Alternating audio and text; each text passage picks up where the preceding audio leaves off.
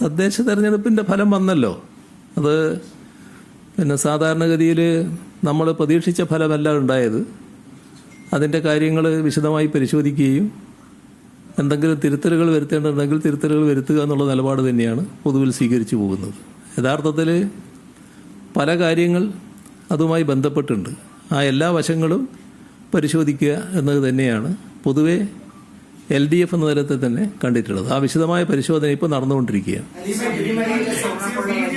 സർക്കാരിന് തിരിച്ചടിയായി എന്ന് പറഞ്ഞ് വ്യാപകമായ വിമർശനം ഉണ്ടെന്ന് പറയുന്നത് സ്വർണ്ണക്കൊള്ള വിഷയത്തിലെ സർക്കാർ നല്ല സ്റ്റാൻഡ് ഏറ്റവും ഒടുവിലായി CPIM ജില്ലാ കമ്മിറ്റി അംഗമായ പത്മകുമാർ ഇപ്പോൾ ജയിലിൽ കിടക്കുമ്പോഴും അദ്ദേഹം പാർട്ടിക്ക് തുടരുകയാണ്. അങ്ങനെ ഒരു സമീപനം CPM എടുത്തത് ഒരു തിരിച്ചടിയായി എന്ന് പറയുന്നു. പിന്നെ അങ്ങ് വെള്ളാപ്പള്ളി നടേശനെ കാറിൽ കൂട്ടി പോയതൊക്കെ വലിയ രീതിയിൽ ചർച്ചയാവുന്നുണ്ട്.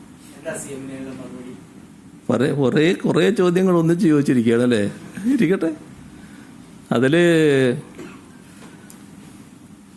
വെള്ളാപ്പള്ളി കാറിൽ കയറി എന്ന് പറയുന്നത് എന്തോ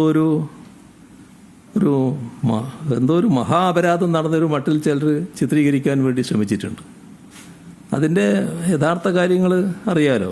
അവിടെ പമ്പയിലൊരു പരിപാടിയിൽ പങ്കെടുക്കാൻ ഞാൻ പോയപ്പോൾ ആ നിൽക്കുന്ന സ്ഥലത്ത് നിന്ന് പരിപാടി സ്ഥലത്തേക്ക് കുറച്ചകലം പോകാനുണ്ട്. അങ്ങോട്ട് അപ്പോഴാണ് വെള്ളാപ്പള്ളി എന്നെ കാണാൻ വരുന്നത്. കണ്ട് സംസാരിച്ച് പരിപാടിക്ക് പോകാൻ വേണ്ടി ഞാനും ഇറങ്ങുന്നു, അദ്ദേഹം ഇറങ്ങുന്നു. അപ്പോൾ പരിപാടിയിലേക്ക് പോകാൻ ഞാൻ കാറ് കയറുമ്പോൾ അദ്ദേഹവും എന്നോടൊപ്പം കാറിൽ കയറി എന്നുള്ളതാണ് വസ്തുത. ആ ദൂരത്തേക്ക് അദ്ദേഹം നടന്നു പോകുന്ന അവസ്ഥ ഒഴിവാക്കാൻ ആ കാറിൽ കയറട്ടെ എന്ന നിലപാട് ഞാനും സ്വീകരിച്ചിട്ടുണ്ടാവും. അതിലെന്താ ഒരു തെറ്റ്? സാധാരണഗതിയിൽ എന്തോ ഒരു തരത്തിലും തൊട്ടുകൂടാൻ പറ്റാത്ത ഒരാളാണ് വെള്ളാപ്പള്ളിയെ പോലെ ഒരാൾ എന്ന് പറയാൻ പറ്റും. അത് ഏതൊരാളായാലും നമ്മൾ ചെയ്യുന്ന കാര്യമല്ലേ.